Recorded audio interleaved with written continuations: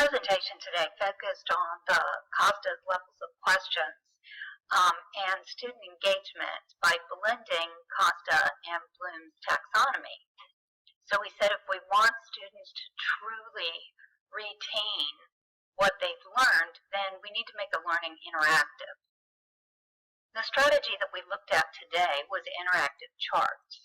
So I made a slideshow of all the charts so that you could replicate those, or if you'd like, just contact me and I'm happy to make one for you. First, making connections. The example was trends and patterns. Our topic could be conflict, our topic could be change, whatever you're studying at the time. The idea is to integrate other disciplines through this technique. So that was just one example. Sound device is a great way to engage the auditory learner. How easy is it to remember, Columbus sailed the ocean blue? Because we used rhyme, repetition, alliteration. So ask the students to do the same with whatever the concept is. Layers of the earth, phases of the moon. And don't be afraid to use unknown terms with the students. That's how you continue to challenge them. So ANAPRA is simply a fancy term for repetition of words or phrases, like in the Gettysburg Address, we the people, of people, for the people, Constitution. Trying to think of other examples off the top of my head. Another good one, I just like to throw in extra terms like malapropisms, people who pick up their subscription at the drugstore instead of their prescription. That's called a malapropism. The students like knowing these terms and they like using them. For these charts, these are pretty generic. You could use in any content area. We talked about if you're in art class and this was a painting, you could change this about the author. If you were in band, it could be about the musician. What inferences can we make? What questions arise? What are our own reactions? We're always looking for those connections, personal connections, global connections.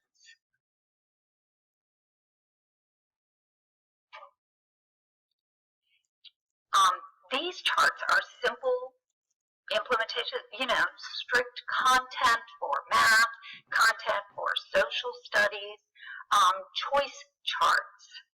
I like to ask the students to be responsible for their own learning. I might change the mathematical process chart based on what concept we're working on. Social applications. I can put the sticky notes next to these. I can laminate the chart and change my words, design a blank to show a blank. I might say design a puppet show. It could be design an app. It could be design a letter. So it's just a matter of how you change it. Types of context clues. When you're introducing a text, I always say to read it the first time for pleasure.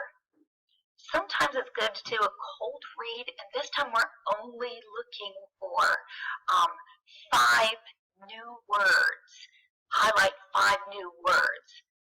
First student highlights those words, pass to the next person. Find synonyms for the 5 words. Pass to the next person. The next person has to find antonyms for the words. Pass to the next person at the table. What are some specific examples from the text? Now, what is the definition? And then finally, I would add to the bottom of the chart, make a connection. Connect to self, connect to text, connect to the world, a current event. Same for the responsive reading.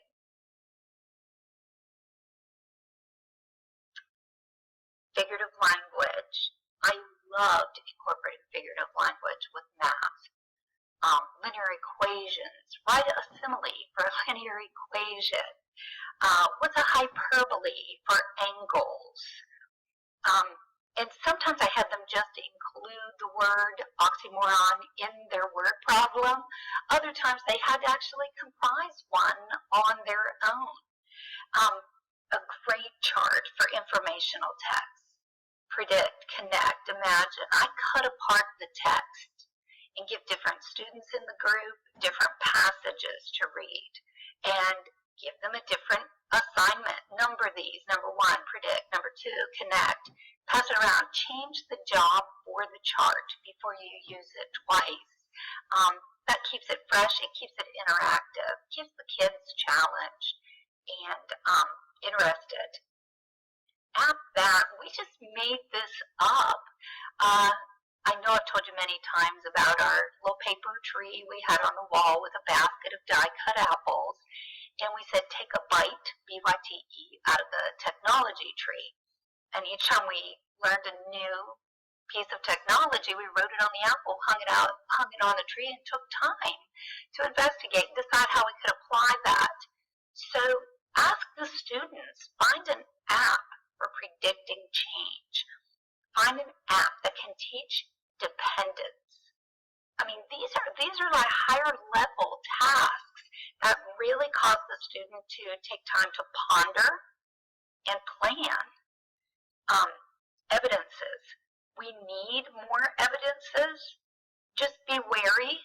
This would be one of your charts you might use when you're in the gathering stages. You're gathering that information. As you move from that, certainly justifying would be processing the information. Relationships matter. So relate this. Here's where your connections come in. And sometimes, we have a hard time incorporating data, global, character ed, connections in every single lesson. But if you have these charts hanging on wall or variety, it's easy to glance over there and remind yourself, remind the students. The students will say, hey, you know what? I can make a connection to something that I learned in another class. And also, too, I think it's important, if you look at that second chart, to teach the students how to respond to reading. So often we ask kids to read something, and they do. They truly have read the information. But, they're kind of daydreaming while they're reading. They're multitasking just like we are. So this really helps them focus on what the intentional purpose is. I like using this in math class or in PE class. Compare the game of football to politics. You can change that very easily to anything. Compare gymnastics to poetry. Alter whatever your comparisons are there. Contrast the measurements of a basketball court and a tennis court. One of the things that we enjoyed when we did this in 6th grade, I believe it was, each student had to study, if you had the basketball court, the football field, the tennis court, and research the measurements. Then we had all these different size boxes, jewelry boxes, shoe boxes, paper boxes, and they had to create that court, that field, to scale inside the box. Definitely, stepping up the task, 100% student engagement. I'm telling you, you will have no behavior problems with those kind of challenging, engaging activities. Create a game in which the objective incorporates the use of 4 different sized balls. I mean, these are your tactile learners, the students who have that kinesthetic gift of movement, very agile. Quick right response. This is real simple. Keep on the wall. You could change the words. It could just be quick write. I taught language arts, so it said novel. As we were reading, pull the sticky note off, put it back up there. We never read for more than 20 minutes in class just because class is meant for instruction. If we were reading together, then we spent more time in class studying the personification or, the imagery. Scientific motivation. Let's always challenge them to take it a step beyond the lab. I say all the time, if we only study what cancer looks like, we only know what the causes are, we're never going to find a cure. We have to go beyond, take responsible risks. I love the question, is this experiment ethical? And what type of experiment is the student conducting? Again, science, show and tell. Don't just show me, tell me, So the students choose a STEM, answer it, and then put the sticky note back. Once somebody remembers something, the next person has to understand, and you just kind of go around the room, round robin. Oh, I think I posted that one twice, or I went backwards. Sorry about that. And there, just to keep that in the room, remember, if you have Costas levels of questions in the room, if you post Bloom's taxonomy, it's paint. It is paint to your students. If they're not engaged with it, if they didn't make it, if it's not there for them to alter, they won't remember it. It won't be a part of them. They have no ownership. So sometimes, after we've read a text, after we've learned a new skill in math class, after we've studied a new country in social studies, or